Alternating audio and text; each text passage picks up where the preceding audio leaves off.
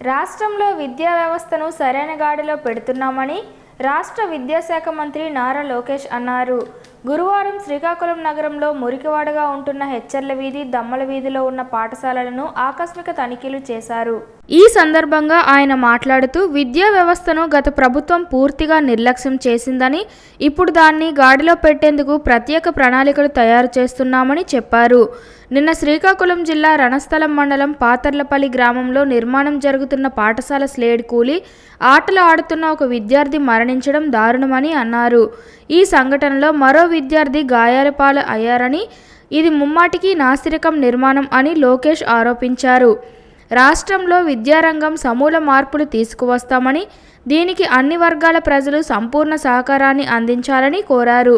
ఇకపై రాష్ట్రంలో ఆకస్మిక తనిఖీలు పెద్ద ఎత్తున చేపడతానని, విధి నిర్వహణలో నిర్లక్ష్యంగా వ్యవహరించే వారిపై కఠిన చర్యలు తీసుకుంటామని హెచ్చరించారు. టీటీడీ అపవిత్రతకు కారణం వైసీపీ నేత జగన్మోహన్ రెడ్డి సర్కార్ అని లోకేష్ ఆరోపించారు.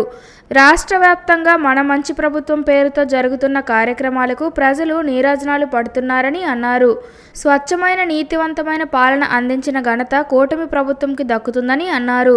ఈ ఆకస్మిక తనిఖీల్లో శ్రీకాకుళం ఎమ్మెల్యే గొండు శంకర్, ఎమ్మెల్సీ వేపాడ చిరంజీవిరావు, విద్యాశాఖ అధికారులు పాల్గొన్నారు. అంటే మాజీ స్పీకర్ గారు ఒప్పుకుంటున్నారా కల్తీ జరిగిందని సూటిగా ప్రశ్నిస్తున్నాను. ఇప్పుడు మన మీడియా మిత్రులందరూ కూడా తెలుసు, మీరు కూడా 5 సంవత్సరాలు తిరుమలకి వెళ్ళినారు. పాదయాత్రలో ఎవరు కలిసినా నాణ్యత లేదు, లడ్డు పాడైపోతుంది, భోజనం సరిగా లేదు, అసలు టీటీడీ విధి విధానాలు సరిగా లేదు అని చెప్పింది. నిన్న మొన్న కూడా వీడియో వైవి సుబ్బారెడ్డి గారు అన్నీ పెంచడం, అన్ని ఫీజు పెంచడం, సామాన్యులకి దేవుడిని గౌరవం చేసే విధంగా వాళ్ళు ప్రవర్తించారు, జరిగింది. సో అవన్నీ కరెక్ట్ చేసే క్రమంలో ఇది బయటకు వచ్చింది. నేను కూడా మొత్తం ప్రక్షాళన చేయండి, అన్ని టెస్ట్ చేయండి, ఎందుకంటే గతంలో అనేక ఆరోపణలు వచ్చినాయి. నేను పాదయాత్రలో మీరు చూస్తే నేను ట్వీట్ కూడా పెట్టాను దాని గురించి. పాదయాత్రలో నేను ట్వీట్ పెట్టాను, అందరూ వచ్చి నాకు కంప్లైంట్ చేస్తున్నారు, సరికాదు, దేవుడి జోలికి వెళ్ళొద్దు స్వామి అని చెప్పి.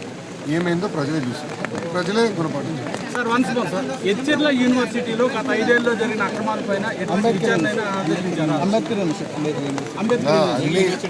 అన్ని యూనివర్సిటీల్లో వైకాపా పార్టీకి చెందిన రాజకీయ నాయకుల్ని వైస్ ఛాన్సలర్గా నియమిస్తాం చాలా చాలా బాధాకరం.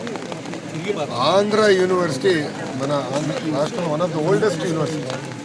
అలాంటి యూనివర్సిటీలోనే ఎలాంటి అరాచకాలు జరిగినాయి మీ అందరూ తెలుసు. అందుకే దాదాపు అందరూ వైస్ ఛాన్సలర్స్ అందరూ కూడా రాజీనామా చేశారు. ఆల్రెడీ కొన్ని యూనివర్సిటీలు ఎంక్వైరీ చేశారు, రిపోర్ట్లు నా టీవీ మీద ఇప్పుడు ఉంది. అందులోనే అన్ని మేము రివ్యూ చేస్తాం. తప్పనిసరిగా ఎవరన్నా తప్పు చేస్తే యాక్షన్ తీసుకుంటాం. చాలా మంది ఇంకా లోకేష్ గారు రెడ్ బుక్ పూర్తిగా తెరవలేదు అంటున్నారు, బాధపడుతున్నారు అభిమానులు చాలా మంది.